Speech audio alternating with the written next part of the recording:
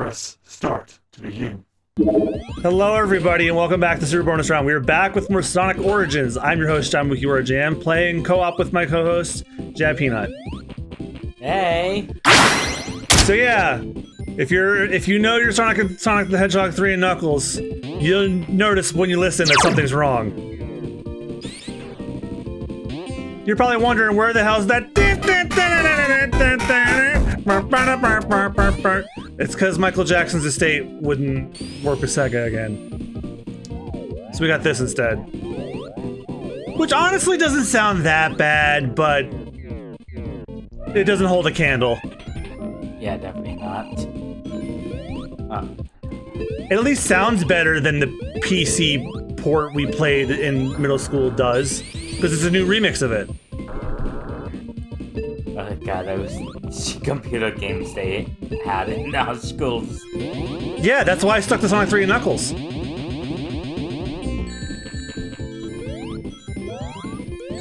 I think I already told you about the Pack Eye games, right? Yeah, did you ever find it? Only a little bit, a few pages here and there. Because at that rate, if you didn't find anything, I'm beginning to think you made that up.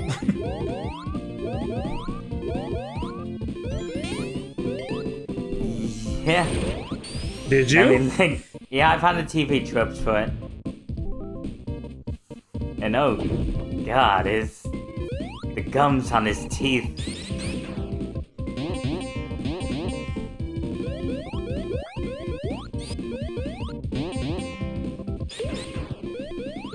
Just, oh, fine.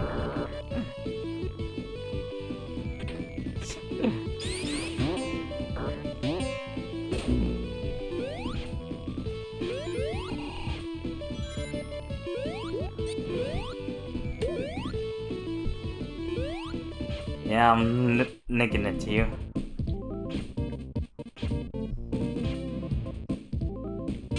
Careful. Oh. Yeah, this gives me mad. We have Pac-Man at home vibes.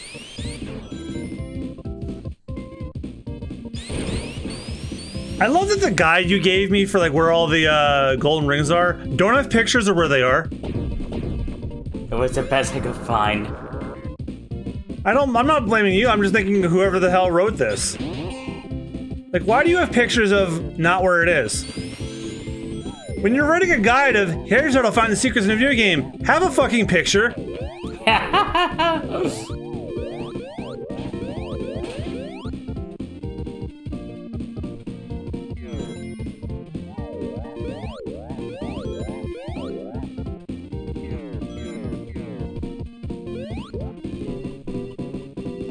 Oh yeah, another looked up a thing that I didn't know about. Courtesy of the infamous Ralph Bakshi back when he worked in TV animation. And this Saturday morning cartoon from Canada called Rocket Robin Hood. What? It was supposed to set in the year 3000, where it was basically Robin Hood but science fiction. In interdimensional space. Well, that just sounds to me like that Robin Hood still needed to exist in the future because capitalism. Yeah. Yeah, it was from the studio called Crunch Productions. They outsourced the animation to Canada for a few years until the producer Steve Crunch ordered Ralph Bakshi to sneak over to Canada and take all the reference concept art and character guides. And when he did, yeah? We don't attack the thing, we attack it and it opens up that little battery and then the thing hits it. Well, it's a moot point. I can't die. It's a moot point now, we won. Anyway, you may continue. And so, when he got all the concept art and character guides, a warrant was put out for Ralph Bakshi's arrest by the Canadian government for stealing and government property, because since they fund the arts in Canada, it's technically property of the Canadian government. And Bakshi, instead of taking a plane home, he had to sneak past Canadian and officials, held a taxi, and when he arrived to the U.S. borders, he asked the U.S. security to allow him back in his country. They let him in anyway because they just laughed at how he was able to sneak past them Canucks.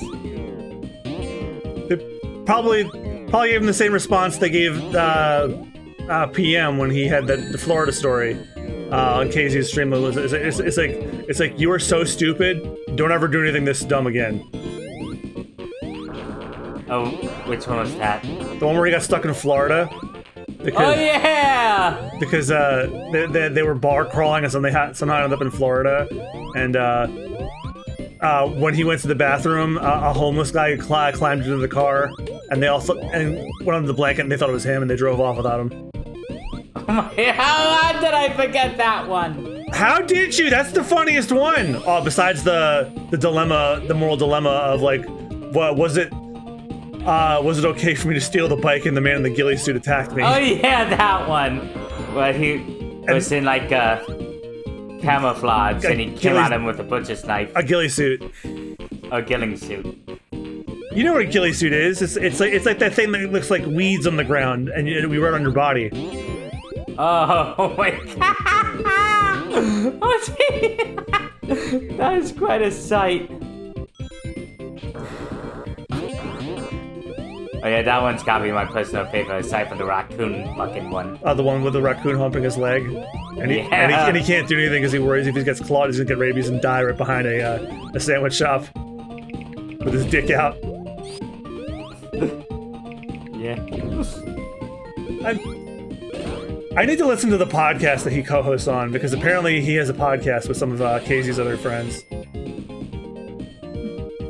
He probably shares way more interesting stories on there. That's probably why we haven't heard from him, because he has a podcast where he just tells them.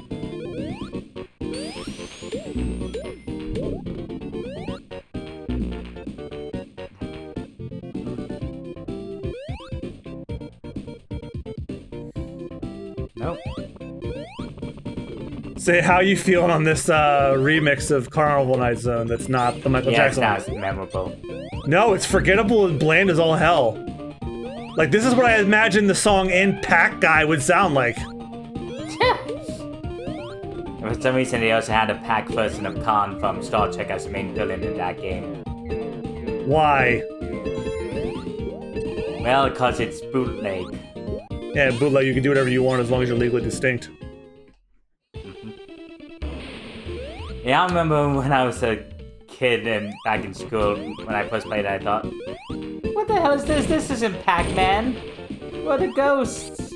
Why does Pac-Man have a assault rifle? Because the Republicans say they're allowed in schools now. Yeah, for some reason I can't break those.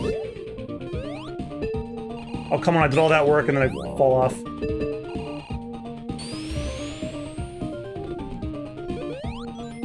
Go.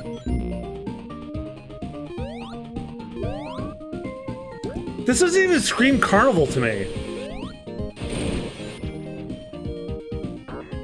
I would have just done like another like thing with the entrance of the gladiators, because like, you know, that to me is Carnival. Like, Michael Jackson doesn't own the composition rights to entrance of the gladiators. That's been public domain for longer than our parents have been alive, I think. You know what I'm talking about, right? You don't. Maybe you don't know the name, but you know what Entrance of the Gladiators is. Oh, yeah. That's what it's called. That's what it's called? Yep. That's the last thing I associate with the circus. I know with the Enter the Gladiators. What the hell is it called that? Probably because gladiators were like shorthand for entertainers back then. Oh shit. Oh fuck.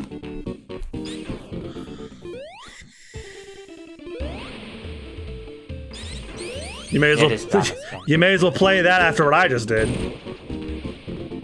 That clown shit.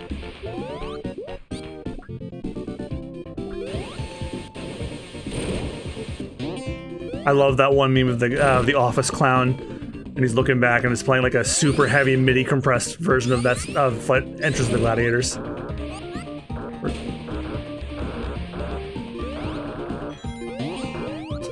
That noise cracks. Always cracking up this game.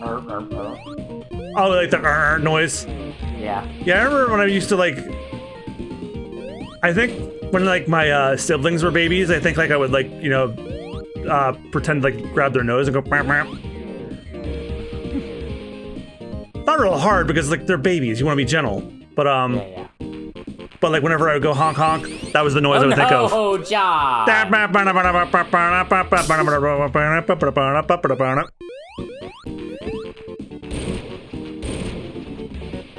Yeah. Also, one of the other missing themes is Knuckles' theme. They used the theme from Sonic 3 and Knuckles instead. You know what I'm talking about? They like the little. Yeah. Bum, bum, ba-dum, bum, ba-dum. Yep, Michael Jackson wrote that too. No. Oh, wow. Nope. You have to wonder why. Like, I'm left wondering, is it because the Jackson estate doesn't license music out very much anymore? Is it because Sega doesn't want to after, Maybe they didn't want to pay royalties, or... It could also be that the Jackson estate asked for too much. It could also be that the Jackson estate also doesn't want to license anything. And also it also could be the easy one that usually is the case in video games. Sega just doesn't bother. Yeah, and that explains a lot with Sega, those practices. Why do you think I call RGG Studios reuse Go 2 sometimes? They're reusing preset animations in 2024 that they made in 2005. Oh my god. Like, really look at the animations that the characters do in like sub-stories and stuff. It's all preset animations that were made that have been reused for nearly 3 decades now.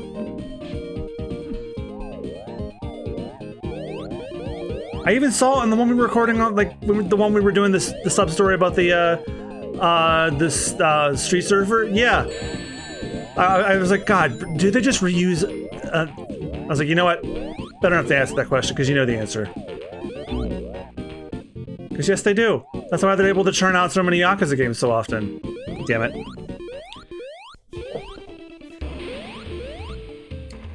Well, to be fair, Disney did the exact same thing in the 60s and 70s. Yeah, that's why they called it the Xerox era. That's why the films will look a lot more grainier, because it's like all like grain from like being copied over and over again, and also the copier machines. Yeah, I was about to say it was also because the ink from the copier machines when they Xerox like the pencil lines onto these cells. Yep. And I haven't seen most of the films from that era, but I feel like if I did, I'd be like, oh god, are you fucking serious? Like, The Worst Offender is a movie I've never even watched once. Oh, which Robin one? Hood. Oh, really? You never watched that I have never one? seen Disney's Robin Hood. I thought it was actually kind of underrated. I have never seen that one. I want to, though. I know it's on the Plus, and that's where everything is, but part of the reason why I don't is like, when eventually the time comes that I go on a Disney trip, I want to count down to the trip by watching the animated canon in order from release order. And that would be my excuse to do so. Because I'm kind of already trying to binge a bunch of other stuff, so I figured like, well, that would be the day I force myself to do it. Because I'm still trying to go through the original X-Men 90s animated series before I do the new season, which apparently I hear is fucking amazing. Yeah, one of us I thought he says the best Marvel show on Disney Plus. He also liked to make fun of the incels who kept whining about how it's going to be a disaster. Yeah, and I'm hearing nothing but rave reviews from people. Like, from people I don't even hear of talk about media are like, what the fuck, this is amazing. Like that. And apparently Magneto's a thirst trap. Oh yeah, because he has those those baby birthing hips of his now. But it's based on an actual costume he has in one of his comics.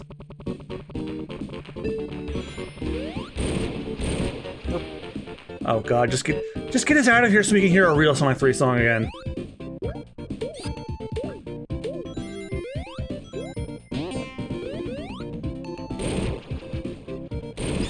We have to go find the real Sonic 3 music. Oh god, that just reminded me. Shimano has a new resident. Huh? Oh! Special juice! See what breaks loose! I don't know what you're talking about. That was the computer juice? Oh, you mean O.J. Simpson? Oh, thank fucking god. You know, I was so focused on Henry Kissinger, I totally forgot about that asshole. Oh, speaking of OJ, You know, I wanted to roast you in hell for all of eternity, but then I realized Norm Macdonald's been doing that to you as SNL for years. You were already cooked by then. Yeah, apparently when Norm Macdonald was a regular on SNL, he frequently made jokes at O.J. Simpson's expense during his Weekend Update segment. Oh yeah, I used to be on that. Yeah, like the one that killed me was well, it's like so evidence was brought to the jury from the crime scene, and it was a hat. A hat was found at the scene of the crime, which would have been okay for the trial, but it was immediately ruined by O.J. Simpson accidentally blurting out, "Oh hey, so be careful with that. That's my stabbing hat." Oh my god.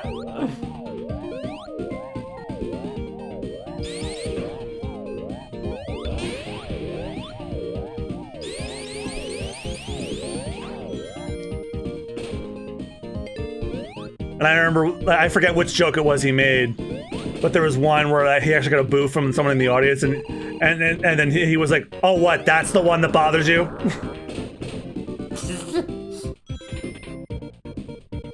Oh yeah, speaking of O.J. Simpson, years ago there was this show on Disney Channel called Alice's Adventures in Wonderland. It was like a live action oh yeah, show. I watched the Defunct Land episode of that when I was building my furniture.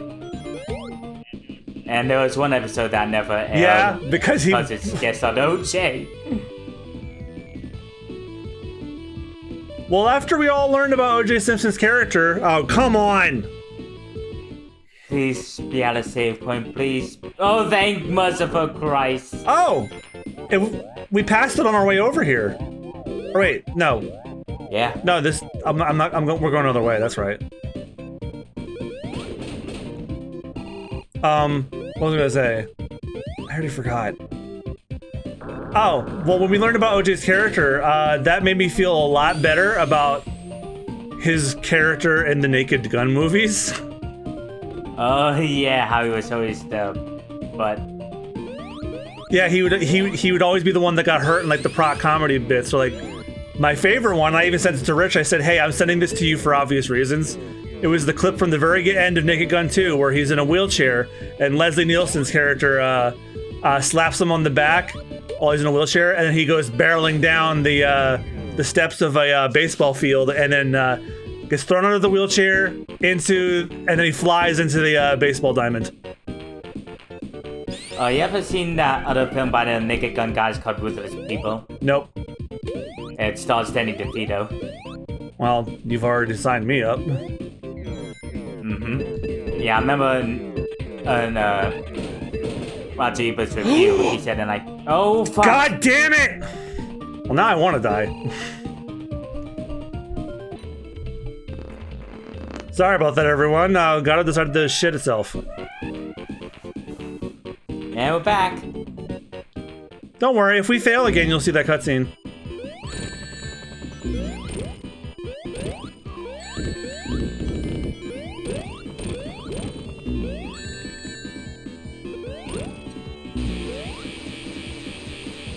Ah, now you won't.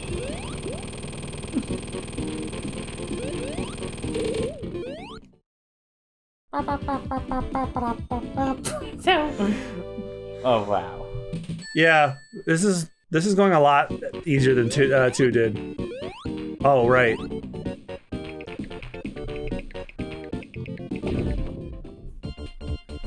Oh, one of the other ones that had to change.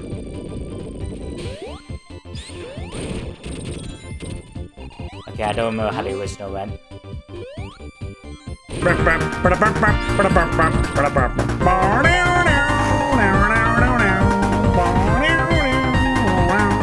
Doesn't really ring a bell. It doesn't? No, sorry. It's way better than this.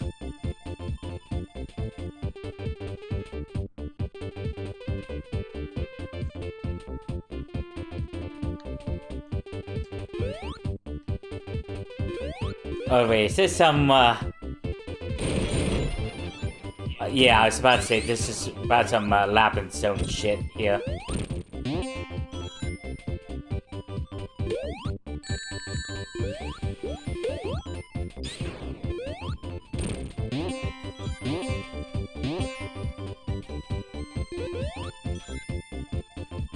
So if I remember correctly, Launch Base soon is after this.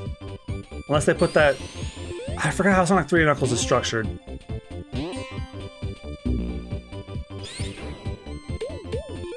Because I think Launch Base is actually before you go into the Death Egg. Because that makes the most sense to me.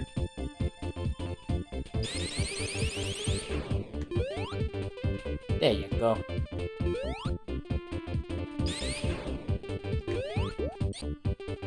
Shit. Shit indeed.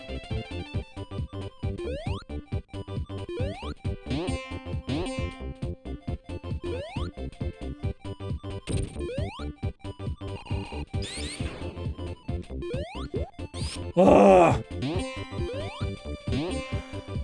Oh boy, it's gonna be one of those levels. Sure is.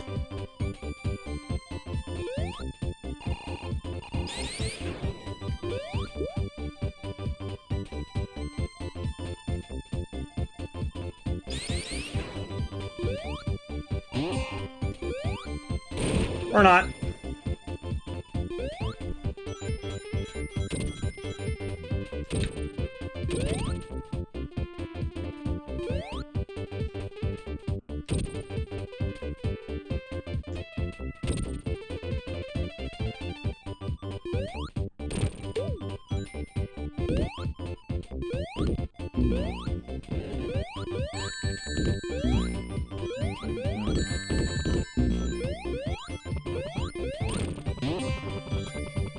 So, they announced that the animated Avatar The Last Airbender movie is coming out next year. Oh, sweet. Yeah, and so far Dante Basco is the only one returning to voice his character, Zuko. Well, I know Aang would never come back because he's too old now. Thing is, also in this film, the gang is in their 20s. Surprised if Mae Whitman's not coming back as Katara. And they wanted to cast someone who was actually the ethnicity of Katara and the characters. Of course. I think the only one I actually would have been bothered by a recast of would be Zuko. Because he is Zuko. And speaking of voice actors we met, we've both met Dante Basco. Oh yeah! Oh yeah, Anime Expo where... No, it was Otakon. No wait, Otakon! One of the very last ones we went to before they moved out of Baltimore.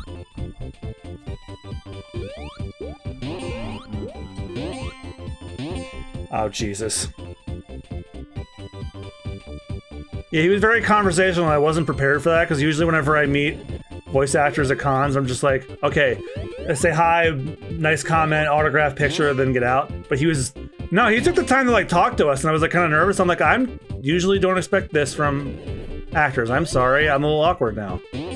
But he was very cool about it.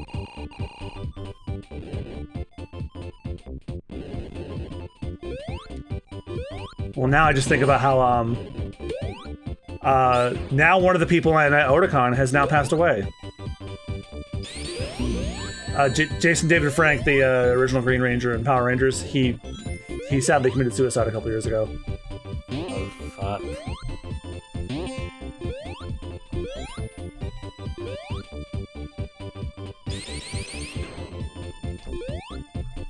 Yeah, he was my favorite character in the show. Like, he seemed like the most fleshed out of the group. Well, because he had that weird villain arc. See, I'm looking up. Yeah, but the characters are gonna be adults in this film, and Dave Bautista is gonna voice the main villain. Who That's awesome. He's really come into his own since leaving wrestling. Yeah, I'm glad. Well, he was always a great performer and actor, but like now he just gets to. And he's in The Boy and the Heron. Yeah. Oh, I gotta see the English version when it comes out on streaming. My theater only played the subtitle version. Because I heard Rob Patterson, he was absolutely creepy as the Heron Man. Yep, and it was perfect. Like, I heard in an interview that when casting calls went out for Boy and the Heron, Robert Pattinson was so fucking excited. Like, he had demos of voices he wanted to do, saved on his iPhone, ready to go. Oh. And he got the part. The voice he does for the Heron, it's his impression of Willem Dafoe. Oh, how? Because when he was bonding on with Willem Dafoe on the movie The Lighthouse, I think he was just came up with an impression of his voice and it worked. And now I'm stuck in here. No, I'm not.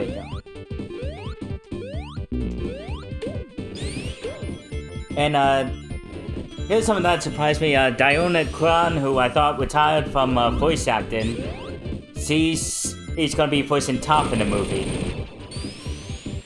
She voiced Kimmy in the Rugrats franchise, Trixie in Fairly Odd Parents, and she's actually blind too. Oh, well that I did not know.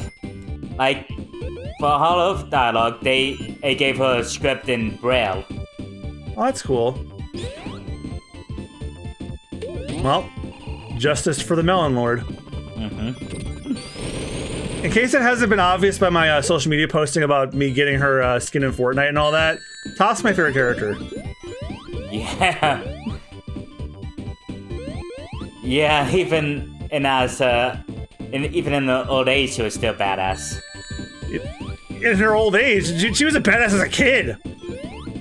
And she also poked fun at her own disability and messed with people. Like, I remember Sokka was having like a heart-to-heart with her, and then she actually said, I see. And then she took him for a loop. She's like, ha, gotcha. And then she does the famous like hand wave over her face thing. Yeah, she was screwing with him.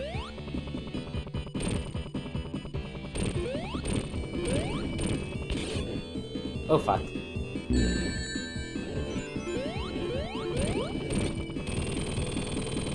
Oh Jesus! She's so OP'd when it comes to these boss fights. Why wasn't I playing as her from the beginning? Well, I mean, in the beginning, my DLC hadn't been claimed. I say DLC, but it's like a code they gave me for the physical copy of the Origins.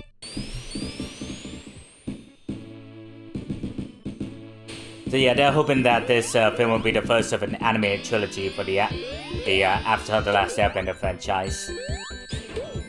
Alright, you know what? I like this one.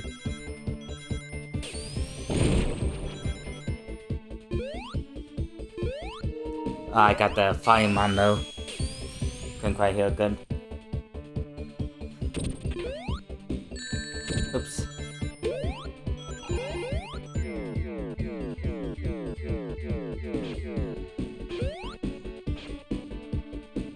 Okay, nice beat.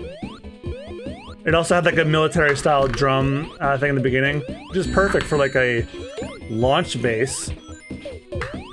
And one announcement I'm sure that's gonna annoy you. They also announced the fourth SpongeBob movie. I'm indifferent to SpongeBob. Yeah, I know. And I know there are some people that follow this channel that are going to hate me for this. I think SpongeBob should have ended a long time ago and still should. Yeah, but one thing that has been caustically optimistic is who they got to direct it. Derek Dryman. Okay, well, okay, counterpoint. Matt Groening is still making The Simpsons. Yeah. And Derek Dryman, he was actually he actually co-developed the show alongside Steven Hillenburg and served as the showrunner for the first 3 seasons. Yeah, but I don't have much of a fondness for SpongeBob anymore, period. Yeah, I know. Well, you of all people understand better than most do. Mm-hmm. Why I don't.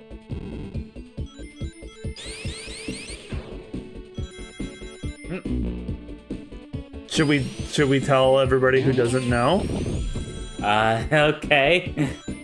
Don't name names, but tell them the reason why. Let's see. Time to think. We went to school with people who would incessantly quote, Oh, yeah. not just that, but the first 2 seasons of Family Guy. Some of the early Ed, Edd and Eddies encouraged the Cowardly Dogs. Now I And when I remember. mean incessantly, guys, I need you to understand, it was like every 3rd thing they said in class. Yeah, now I remember. Oh, god damn it. With some of them, it was even every 1st thing they said. They just kept going until they probably bled from their throat. Which, at a certain point, I was like, I kind of hope you do. Oh god, no. Oh yeah, he wasn't he the guy who got suspended for groping the bus aid or something? I don't remember this. I don't remember. It might have been him. Yeah, I don't blame you if I don't remember someone getting suspended for sexual harassment. How am I finding out about this now? Not that it matters anymore. It was over 20 years ago. I thought you knew. At No! least, maybe it was a different guy I was thinking about. It's probably a different person. Yeah, but I think that was also the reason why you were also turned off of Homestar Runner as well. If we're thinking of the same person. Yeah. Oh yeah, he was obnoxious. If we're thinking of the same person, is this also the same person that they found me on Facebook about 10 or so years later? And they're like, oh, hey, John, do you remember me? It's insert name here. And I immediately wrote back in a message reply, why, of course I remember you way back when. Exactly why I'm not going to friend you, and I blocked him. Oh, that's great. I waited a couple of minutes. I waited for that message to be seen. Then I did the blocking. I wanted to drive the point home.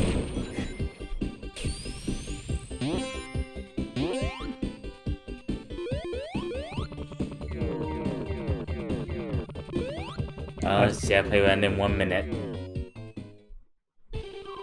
Oh, hello to you. Oh, shit. I do like the added touch of like the music like slowing down a bit when Knuckles showed up.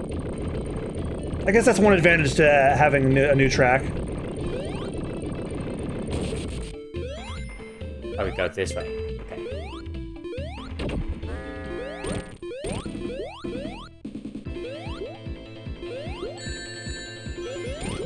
I don't remember this boss. I never remember getting this far. Yeah, I don't... God, it's been a while since I played this game, but I don't remember getting far on it either. Well, you will now.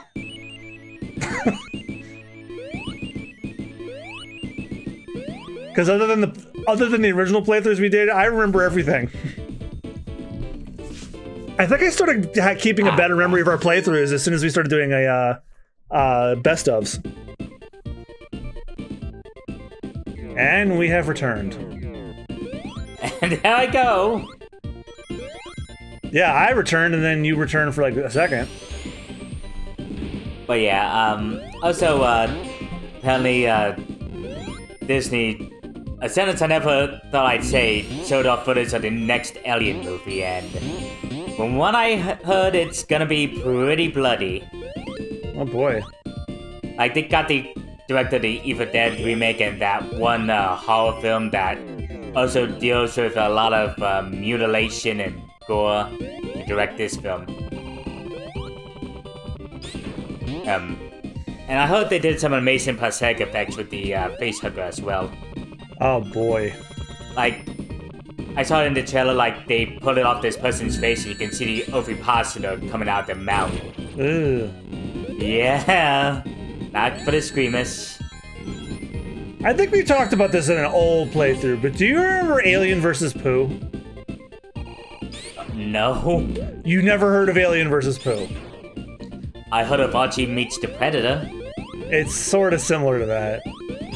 So there was a webcomic somebody did of like, it was like a what if a facehugger was found in the 100-acre wood.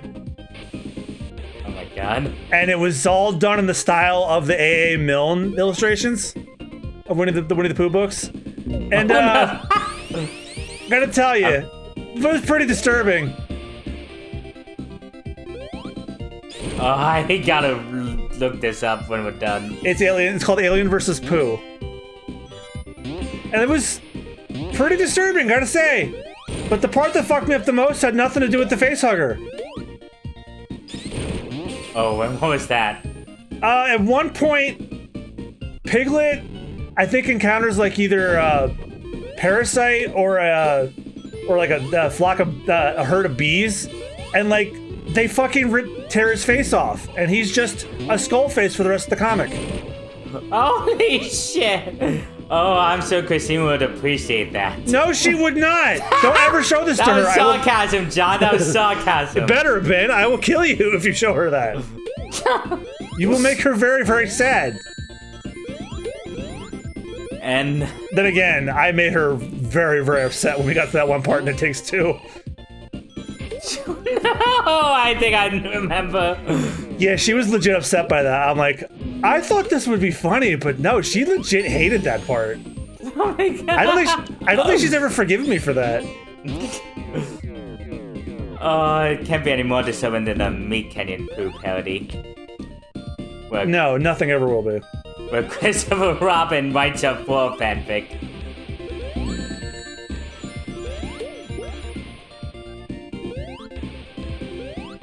And so Christopher Robin uploads the most popular fanfic on furfinity.net, giving him a ranking amongst the furries comparable to that of a king.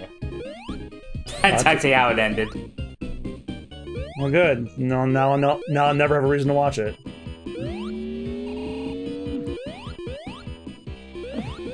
But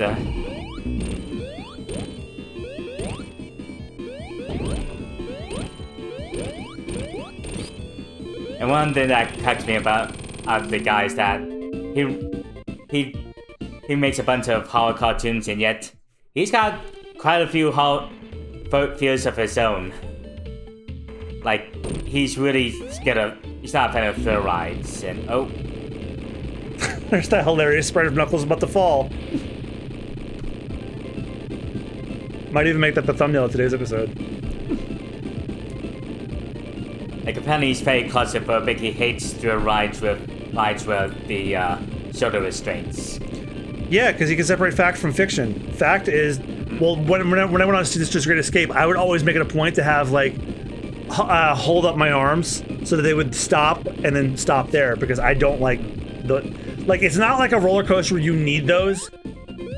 Like, you're sitting down, it was just to simulate something jumping on you. Well, I don't like that, so I didn't want that. Also, where did you go? I thought I was supposed to hit Knuckles, so I jumped off and died. Oh, there you there are. I am.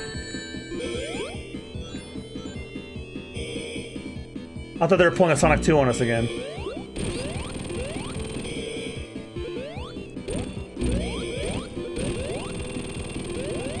Jesus Christ! We were flossing on this game. Oh, right. I forgot.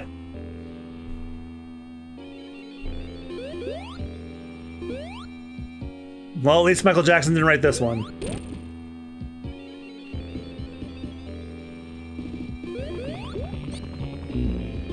Oh, that's right. This was the end of Sonic 3. You know, Sonic 3 without Knuckles. Oh. So we had all the Chaos Emeralds to go to the, Oh shit. Well, I think you just need all the Chaos Emeralds by the end. right? Yeah. Then they would go into the Knuckles portion. Yeah, Mushroom Hills will be next. If we actually had all the Chaos Emeralds, that is. They wouldn't lock us out without the Chaos Emeralds, would they? I figured that if you don't have all the Chaos Emeralds, you don't go to the final boss when you're in the Meteor Herd.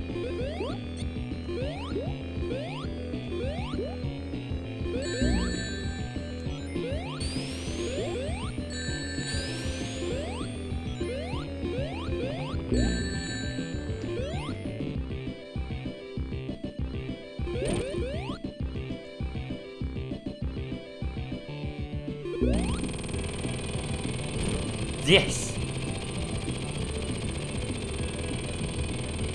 Oh shit.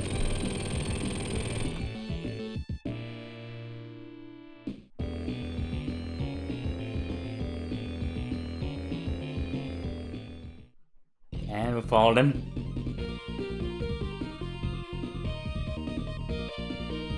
There goes the death egg.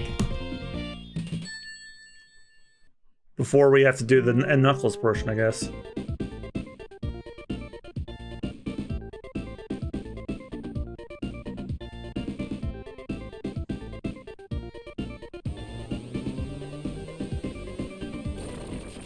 Yeah, right? That's how you do it. Here we go.